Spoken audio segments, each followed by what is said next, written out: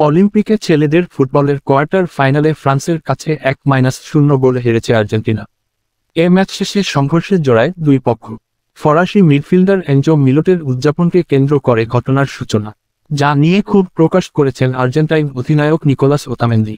সংঘর্ষের ঘটনাকে অগ্রহণযোগ্য বলছেন ফরাসিদের কোচ থিয়েরি অরি। ব্রাজিল আর্জেন্টিনার পর ফুটবল বিশ্বে এবার নতুন করে উত্তাপ ছড়াচ্ছে আর্জেন্টিনা ফ্রান্সের বৈরিতা। 2022 কাতার বিশ্বকাপের পর থেকে দুদলের ম্যাচ বাড়তি উত্তেজনা ছড়িয়ে যাচ্ছে। আসরের ফাইনালে ফরাসিদের হারিয়ে বুনো উল্লাস করেন আলবিসেলেস্তেরা। সে সময় কিলিয়ান এমবাপ্পেকে অসম্মানের অভিযোগ তুলেছিল ফ্রান্স। সবশেষ কোপা আমেরিকা জয়ের পর ফ্রান্সকে উদ্দেশ্য করে এনজো ফার্নান্দেজের বর্ণবাদী গান আরও তাতিয়ে দেয় ফরাসিদের। আর প্যারিস অলিম্পিকে তো ছাড়িয়ে গেছে আগের সব মাত্রা। বোর্ডোয় কোয়ার্টার ফাইনাল চলাকালীন আগ্রাসী ছিল দুই দলই। ক্ষণে ক্ষণে বাঘ বিতণ্ডায় জড়িয়েছেন ফুটবলাররা। কঠিন পরীক্ষায় পড়তে হয়েছে রেফারিকে।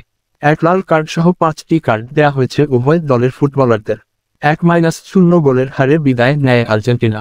শেষ বাঁশি বাজার সঙ্গেই উৎসবে মেতে ওঠেন ফরাসি ফুটবলাররা। এ সময় ফরাসি ফুটবলার এনজো মিলোট আর্জেন্টিনার ডাগ আউট লক্ষ্য করে অশ্লীল ভাষায় গালি ও অঙ্গভঙ্গি করেন। তখন বিবাদে জড়ান আলবিসেলেস্তে ফুটবলাররা, যেখানে যোগ দেন দুই দলের কোচরাও। এ সময় হাতাহাতি করেন তারা। রেফারি এসে থামান দুই দলকে। লাল কার্ড দেয়া হয় মিলোটকে। ম্যাচ শেষে সংবাদ মাধ্যমের সামনে ক্ষোভ প্রকাশ করে আর্জেন্টিনার অলিম্পিক দলের অধিনায়ক ওতামেন্দি বলেন, এটা সত্যি আমাকে রাগান্বিত করেছে।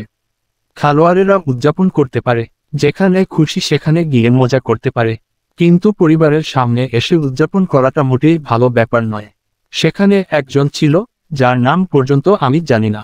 বালদে বা বাদে রোহিত বাদে আমি ঠিক জানি না। যদি সে উদযাপন করতে চায়, তার উচিত আমাদের সামনে আসা। আমরা এটার বিহিত করব, কি করা যায় তা নিয়ে কথা বলবো। এটা আমাকে রাগান্বিত করেছে যে তারা শিশু এবং পরিবারের সামনে গিয়ে উদযাপন করেছে। অনাকাঙ্ক্ষিত এ ঘটনা নিয়ে কথা বলেছেন অলিম্পিক ফরাসিদের কোচের দায়িত্বে থাকা থিয়েরি অরি। ম্যাচ শেষে যা ঘটেছে তা অগ্রহণযোগ্য উল্লেখ করে সংবাদ মাধ্যমকে ফরাসি এই কিংবদন্তি বলেন, ম্যাচ শেষে যা ঘটেছে তার সঙ্গে আমি একমত নই। আমার খেলোয়াড় মিলোট লাল কার্ড দেখেছে, যেটা আমার কাছে অগ্রহণযোগ্য। এটা ঘটা উচিত হয়নি। ঘটনাটা আমি নিয়ন্ত্রণ করতে পারিনি। আর্জেন্টিনার কোচকে শুভেচ্ছা জানিয়ে ঘুরে দাঁড়ানোর পর যা ঘটেছে সব পেছনে ফেলে এসেছি।